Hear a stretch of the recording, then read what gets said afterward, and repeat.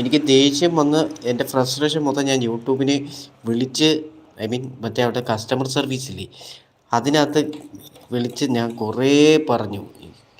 എൻ്റെ മനസ്സിലുള്ള ദേഷ്യം മുഴുവൻ ഞാൻ അവിടെ പറഞ്ഞു തീർത്തു.